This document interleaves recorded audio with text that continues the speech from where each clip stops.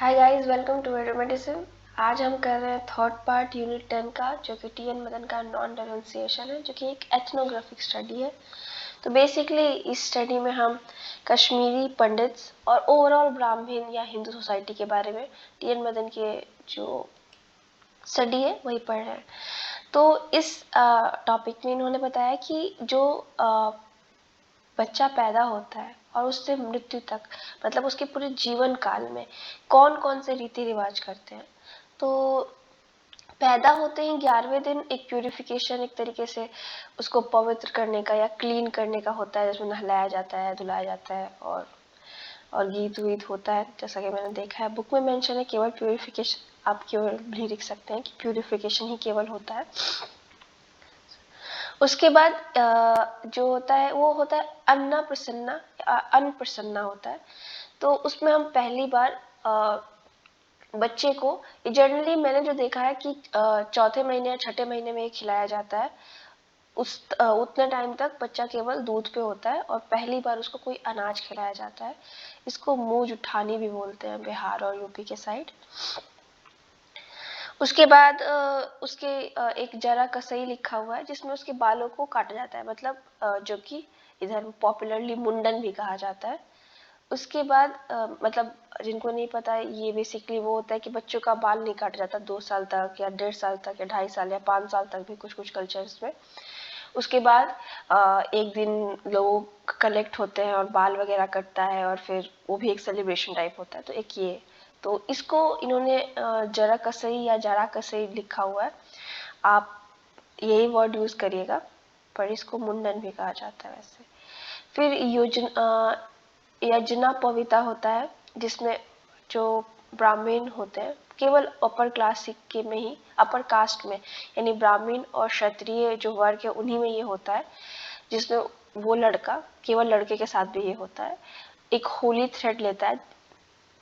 तो ये मैंने आपको लास्ट वीडियो में भी समझाया था कि पतले पतले कॉटन से बने हुए थ्रेड होते हैं, और जब इसको मतलब जब इसकी प्रथा की जाती है, रिचुअल की जाती है, तो बहुत सारे रिलेटिव फिर आते हैं, लोग आते हैं, और ये बिल्कुल शादी जैसा होता है। तो बहुत लोग अपने शादी के टाइम भी करवाते हैं और बहुत लोग अपने टीनेजर एज में भी करवाते हैं।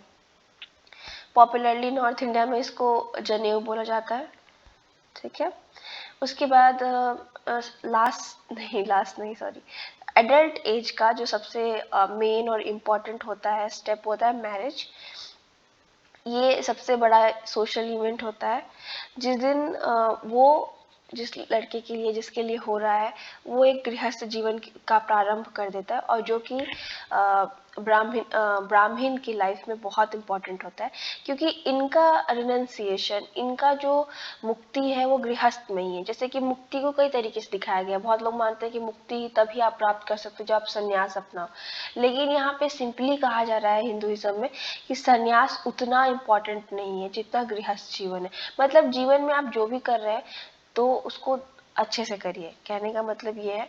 और जो फ्रीडम है या जो भी आप इनलाइटमेंट है, जो भी कहिए, वो आप अपने लोगों के साथ रह के भी प्राप्त कर सकते हैं, आपको किसी को छोड़ने की जरूरत नहीं है, ठीक है। और लास्ट स्टेप, जैसा कि सबको पता होगा, वो होता है अंतिम संस्कार, जो कि मरने के बाद होता है, जो कि तेजवी वगैरह होता है। और डेली लाइफ में जो ब्राह्मण्स करते हैं उनको नित्य कर्म कहा जाता है, और नित्य कर्म में बहुत सारी चीज़ें आती हैं, कभी एनिवर्सरीज, डेथ एनिवर्सरी, चाहे बर्थ एनिवर्सरीज, पूर्वजों की, अदर सोशल इम्पोर्टेंट चीज़ें जो होती हैं वो होती हैं। यहाँ मदन बताते हैं कि जो पंडित वे ऑफ लाइफ है, जिस तरीके से वो लोग लाइफ जी रहे हैं, वो बहुत ही मॉरल पे बेस्ड है, जो कि धर्म से निर्धारित होता है, कि धर्म कहता है कि हमें ऐसा करना चाहिए, और पता है कि धर्म ज़्यादातर कभी गलत नहीं बताता है, तो उसी के हिसाब से ये लोग अपना जीवन जीते हैं। अब यहाँ भक्ति और हम शक्ति की बात कर ले, तो वो लोग बिलीव करते हैं कि भक्ति कोई ऑल्टरनेटिव मतलब पूजा पद्धति नहीं है। भक्ति जैसे कि हाउस होल्डर जो गृहस्थ जीवन को अपनाते हैं, वो भक्ति की वैल्यू करते हैं, और एक तरीके से डिवाइन पावर देता है। लेकिन इस पावर को प्राप्त करने के लिए, भक्ति को, आपको घर छोड़ने का, परिवार छोड़ने की जरूरत नहीं है। इसमें कहा गया है कि जो भगवान का प्रेम है वो ऐसा नहीं है कि आप जब सब कुछ छोड़ देंगे तभी आप प्राप्त कर सकते हैं। आप सब कुछ अन्य लोगों से भी प्यार करके भगवान का प्रेम पा सकते हैं। और जो शक्ति होता है उसमें पंडित जो है वो डेली लाइफ के लिए स्ट्रेंथ लेने की कोशिश करते हैं। और इसमें भी आप रह सकते हैं फैमिली के साथ कहीं अलग, या छोड़ भी सकते हैं। ये ऑल्टरनेटिव वे ऑफ लाइफ है, ये एक ऑप्शन है, ठीक है, इस पे क्वेश्चन नहीं आता। वैसे जो कश्मीरी ब्राह्मण है उनका जो लाइफ स्टाइल है उसमें घर से जाने का, चाहे पूरा वो करके संन्यास जीवन अपनाने का कोई वो नहीं है, बल्कि वो लोग गृहस्थ जीवन पे बहुत ज़्यादा फोकस करते हैं। और मतलब एक तरीके से कहते हैं गृहस्थ जीवन बहुत ज़्यादा इम्पोर्टेंट है। इवन जो बोलते हैं कि हम केवल दूर जाके या संन्यास लेके ही जीवन में खुशी पा सकते हैं, उनको ये लोग सही उतना नहीं मानते हैं, ठीक है। और ये लोग अपने कर्म और धर्म के हिसाब से परफॉर्म करते हैं और उनको मानते हैं कि जो कि गृहस्थ जीवन है वो बेस्ट और बढ़िया जीवन, ठीक है।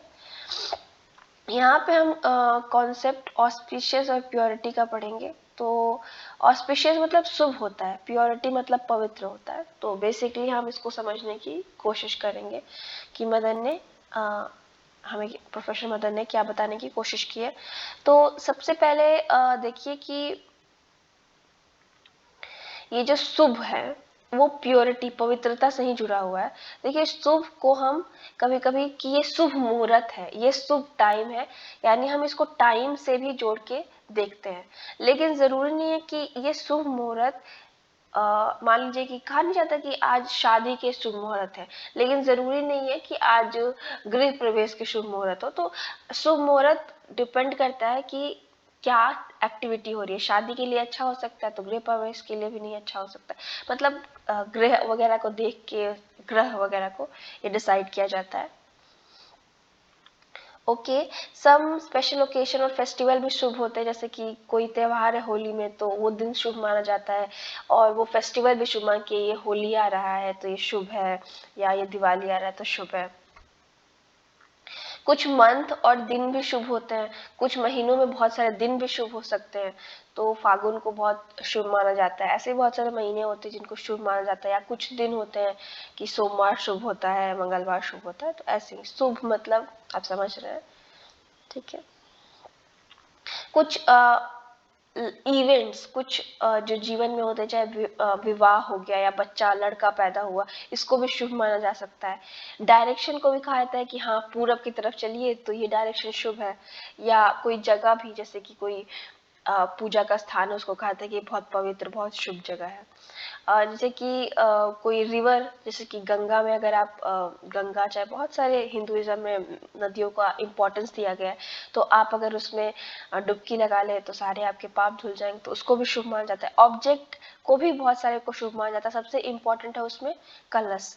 तो कलश आपको पता होगा मिट्टी का बर्तन होता है यूजुअली, और वो मेटल का भी होता है। तो शादियों में चाहे कोई भी पूजा पाठ कुछ भी होता है तो कलश का प्रयोग किया जाता है, और ये बहुत ही शुभ माना जाता है। ग्रह को भी शुभ और अशुभ माना जाता है। तो शुभ ग्रह में 3 ग्रह आते हैं, बृहस्पति, चंद्रमा और शुक्र, जिनको शुभ माना जाता है। और जो बुध है उसको न्यूट्रल ग्रह माना जाता है, ना शुभ है ना अशुभ है। अगर कोई बच्चा, किसी का लड़का शुभ घड़ी में या शुभ ग्रह में पैदा हो गया तो ठीक है। अगर वो किसी इस टाइप के ग्रह में पैदा हो गया जिसका इफेक्ट खराब है, तो रिचुअल किया जाएगा। बहुत सारे बच्चों के लिए किया जाता है कि उनके ग्रह को शांत कर दिया जाए। चाहे कोई ग्रह मतलब परेशान कर रहा है तो उसको शांत करने के लिए लोग डेली लाइफ में भी बहुत सारे उपाय करते हैं, जिन्हें करेक्टिव्स आप कहेंगे, ठीक है।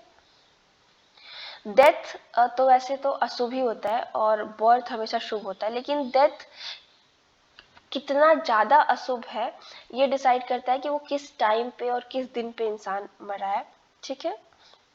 मान लीजिए जैसा कि मैंने सुना है कि जो संडे को मरते हैं उनको ज़्यादा मान जाता है कि वो उतना शुभ दिन नहीं है। कोई सोमवार को और ऐसे दिनों पे मरता है, चाहे कोई कुछ अच्छा होता है उस दिन मरता है तो अच्छा माना जाता है। उसके बाद उससे खराब जो चीज़ होती है वो औरत का विधवा हो जाना होता है। बिकॉज स्पेशली ब्राह्मण में यहाँ पे लिखा हुआ है क्योंकि जो उनकी सोशल स्टेटस होती है, जो समाज में उनकी स्टेटस होती है, वो एकदम ही गिर जाती है जब उनके हस्बैंड की डेथ हो जाती है। उनको किसी भी शुभ चीज़ों में, शुभ इवेंट्स में नहीं बुलाया जाता, चाहे शादी हो गई, चाहे बर्थ सेरेमनी हो गई, उनको अशुभ मानने लगा जाता है। ठीक है, अब यहाँ पे उसके बारे में यज्ञोपवीता यानी उसके बारे में एक्सप्लेन किया, जो कि मैं आपको पहले ही एक्सप्लेन कर चुकी हूँ।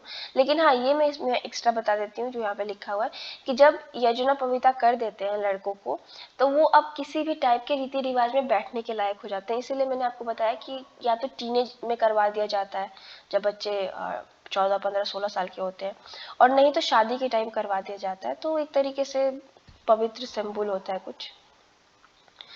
और उसके बाद वो लोग, जो ब्राह्मण्स हैं, वो डे टू डे लाइफ के हर जो रिचुअल सेरेमनीज है उनको परफॉर्म करने के लिए तैयार हो जाते हैं। ठीक है, मदन यहाँ पे बताते हैं, प्रोफेसर मदन, कि उनकी जो डे टू डे लाइफ होती है, डेली की जो जीवन उनकी होती है, वो हमेशा डाउट में रहती है कि इस चीज को करना क्या सही होगा या नहीं होगा, मतलब क्वेश्चन करते रहते हैं।